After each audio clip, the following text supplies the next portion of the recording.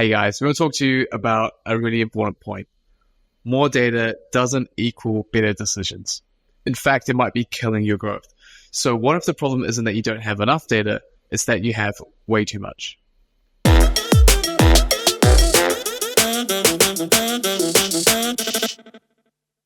You know, Ali, when we started This Way Up, it wasn't because we thought the world needed another Amazon agency. It was very much around the fact that we wanted to get a better understanding of how to make decisions using data. And I think that's really the crux of where our philosophy comes from. Yeah, we didn't create This Way Up to kind of offer services to others. We created it to actually help ourselves, right? It was to solve these exact problems we were trying to face for our own brands. But as we kind of progressed, the challenge was, man, there is so much data. There's a data overload.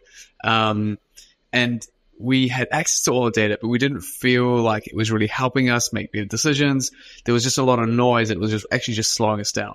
Yeah, I think there is an overwhelming amount of data available to anyone that's in the e-commerce world, particularly on Amazon. And what the really smart thing that we were trying to do is whittle it down to the 3 key metrics that would make a difference. You know, what would move the needle and how? And that comes from starting with that data, moving through, understanding that data, and then being able to actually draw those insights, those actual insights from it. All right, guys. And so that's what we'll do today. We want to kind of talk through why having less data when it's the right data will actually lead to better decisions. And if we're being honest, most brands, they're not data driven, and that's okay. That's probably because you're drowning in all that data. This is a lifeline. We're going to throw a rope out and it's going to talk through it. And so before we kind of kick off, let's start with the number one point. What is this data overload problem? Okay. So I think if you think about data as a raw material, it's information. It's like a blueprint, and insights ultimately are the finished product that drive action. So the problem that I think a lot of people have is they stop with the raw material and they don't necessarily progress all the way through to those actionable insights. Right. So there's like a decision paralysis, right? So there's way too much stuff to try and take in, digest, properly kind of comprehend, and then kind of turn it into decisions and actions that you could implement. Yeah, I mean, we have a rule internally that if a dashboard has more than 3 lines on it, then you're tracking noise. You can't really make decisions if you're tracking more than 3 metrics at the same time.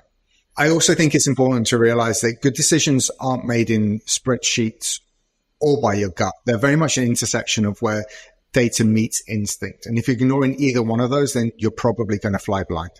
Yeah, and I think like when I really, really started the brand, not the sweat, but when I really started the brand, I didn't have access, and I actually genuinely didn't use loads and loads of data, right? I would basically put myself as much as I could in the customer avatar, think about what's best for the customer, and use a lot of that with some of the data that was coming in to kind of make decisions. And but as things progressed and I heard about all these things that other people were doing, and like I would like listen to podcasts or like listen to things, and I was like, oh, that sounds interesting. Now try and bring all that in. And then it was just way too hard, and it got much harder.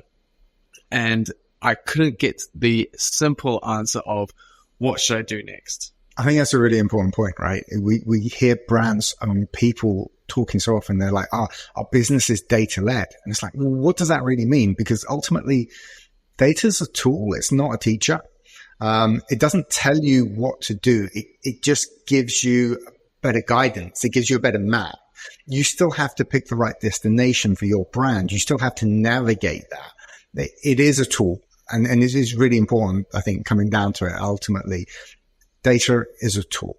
Cool. All right. So now having identified this and kind of like put that into that box of being a tool, that kind of brings us on to the second point, right? Which is, I kind of alluded to as well. The second point is basically you've got your vanity metrics and you've got your impact metrics. Let's kind of distinguish the two and just talk through what's the best thing to do.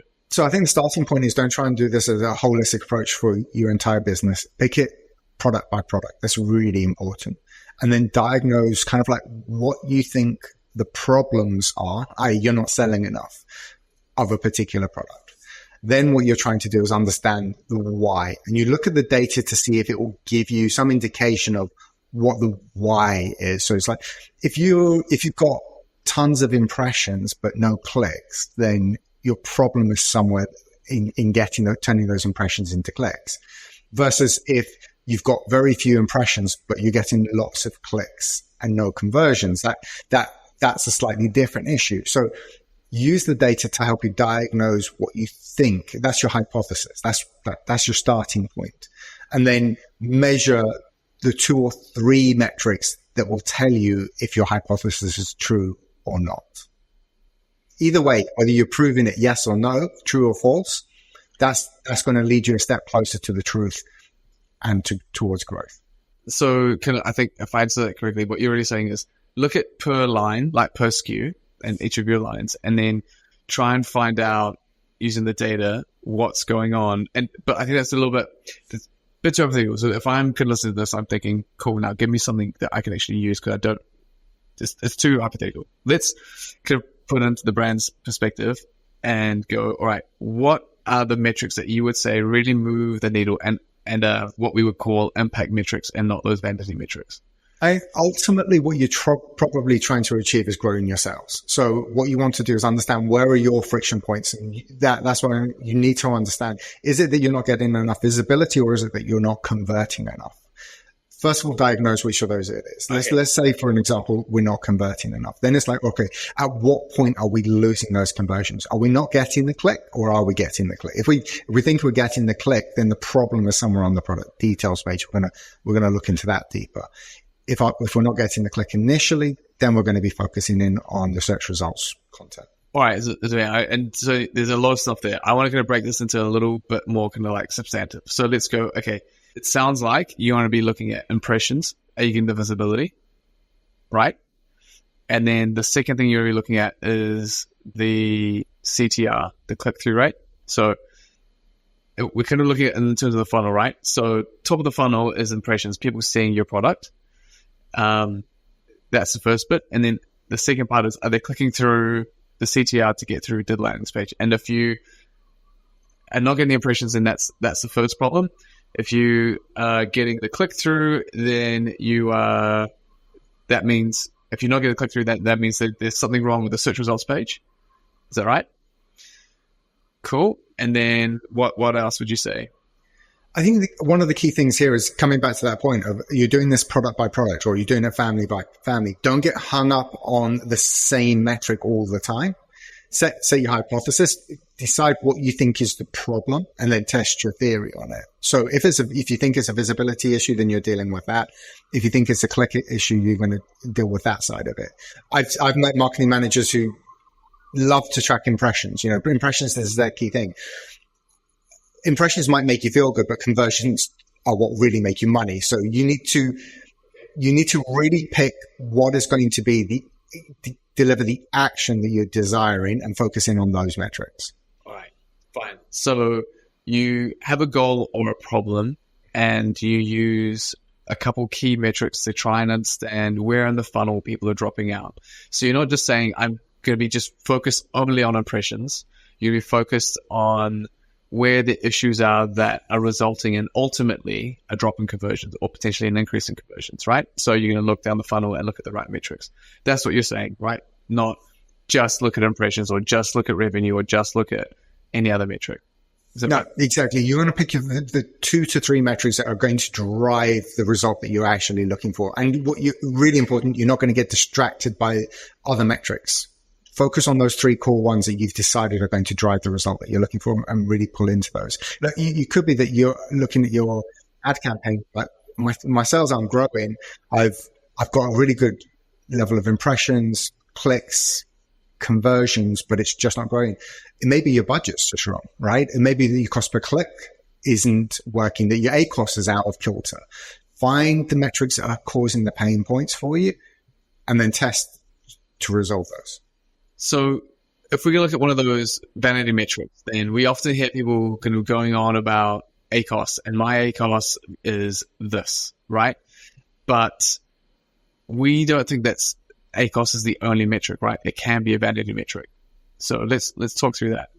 Okay, so ACOS is not a macro metric. We've discussed this before. It's very much a metric that tells you how well your product is performing for a specific keyword. That's the only real insight that it gives us, how we're performing for a specific keyword.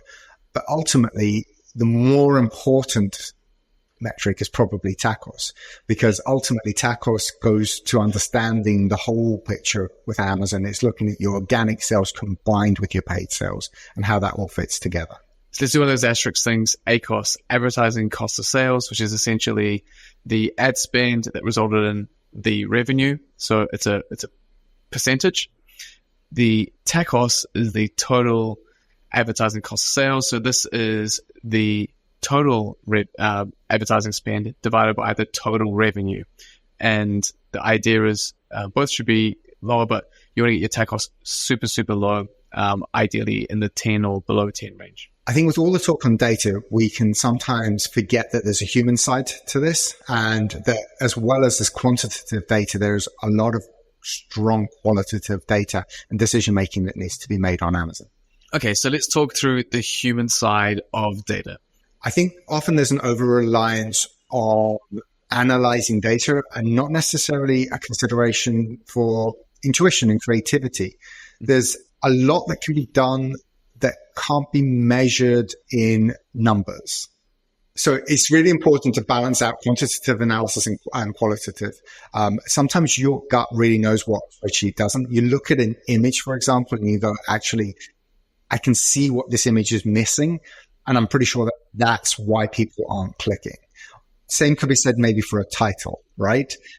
Looking at reviews and ratings again. But you cannot lose sight of that. And the fact is that sometimes you can identify something that would never have been obvious in a spreadsheet. I've made some of my best decisions, not because of data, but because I've understood the story behind them, or I've assumed I've had that and I've been able to test that story to make sure it's true. So this reminds me of a friend at Sweet Analytics. So they do a similar thing where they give you dashboards that plug into your D2C sales, your Amazon sales, and every other of your online distribution channels, plugs it in, catches all the data, and they have loads of dashboards. And there's a lot of data available, right? But the thing they do, and I think they recognize the same point, Zamir, where they say they will actually connect you with someone like an account manager or something, where that will help you interpret the data and understand what best to do based on your goals. And we don't get paid. This is not a paid plug, but I think it's worth kind of flagging up.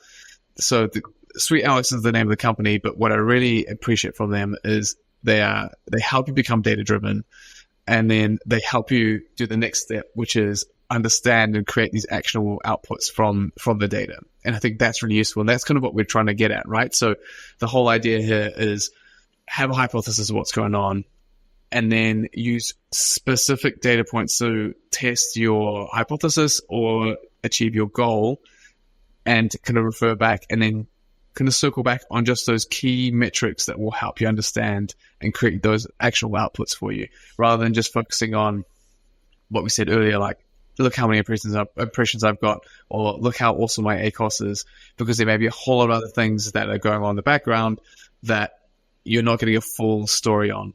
Yeah, I agree. I think it's a really powerful tool, and I think you're right. It's that part, that's that third step that Sweet takes that I really enjoy. So a lot of dashboards give you the data, right? So the data kind of tells you what's happened, and then information that you can pull out of it. Again, there are a few analytics tools that tell you kind of, or give you some indication as to why that happened. But where Sweet is really strong, and I think the bits that we really like to drop down whenever we're running our reports, is creating those actionable insights that tell you what to do next. So you've got that historical context, you've got that understanding, and then you've got the action. Okay. And, I love to do this, but so I love to have a case study that we can talk about. So what's the case study on what we'll be talking about here? Okay, today it's a slightly broader case study. So we review a lot of people's advertising accounts as part of the process whenever we're talking to a brand to better understand it. And fundamentally, I think we always we regularly come across the same issue, and that's that the ads are managed independently of everything else.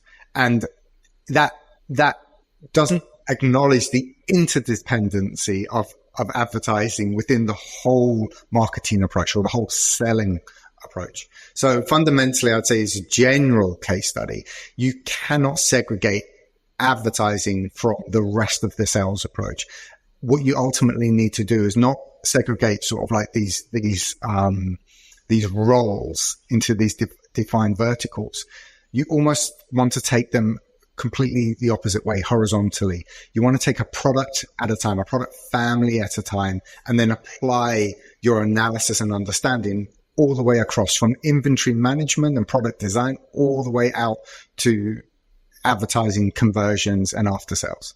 Okay, so what's the counter argument to what we're saying? And essentially, it might be, right, you're oversimplifying things, and if you oversimplify, there's going to be a backfire. You're going to miss a key metric that you really should be looking at. What are your thoughts?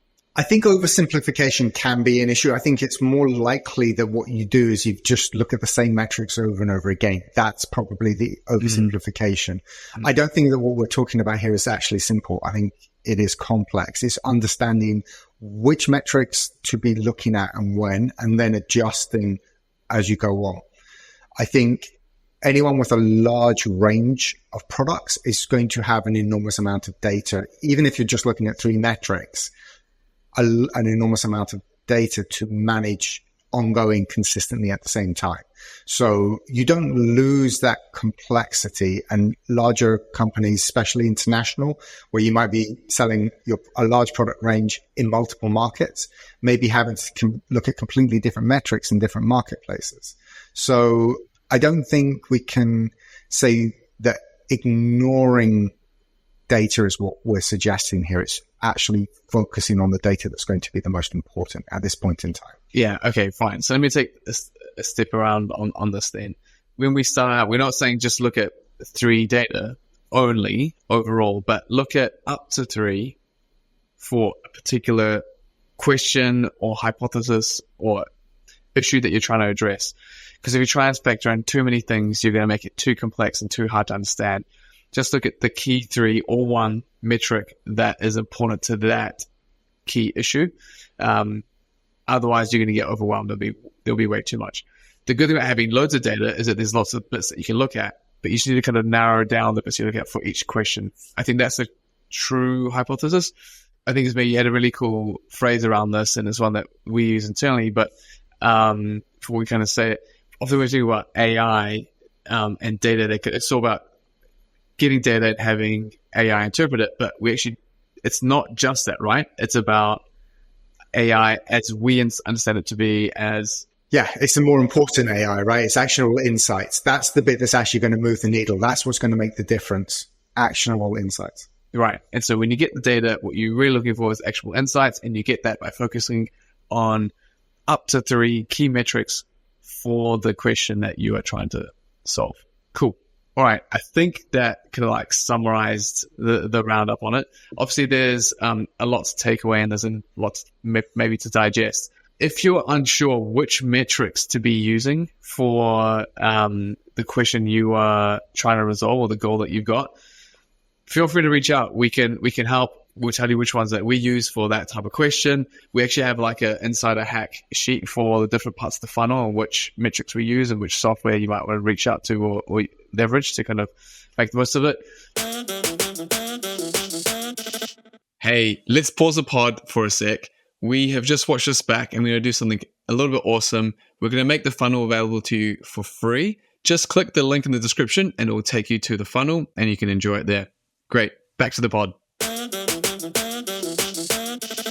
Also, as another aside, there's a really cool book that we read on this very early on in our journey, but it's not just for data, but it's actually about just how to run your business.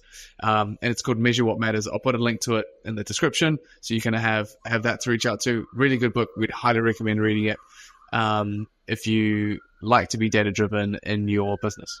All right, guys, so here's an exercise. Audit your dashboards. What metrics are you tracking just because you can, not because they matter? Strip them back, focus on what truly drives your sales and pushes your business forward. Cool. So with that, I think we can wrap out. Thanks, team. One love. One love. Hey team, if you've been enjoying Upside and want to keep getting that sweet, sweet value on marketplaces, please click follow, subscribe, or whatever it is you're listening on, and follow us along. It'll make our day.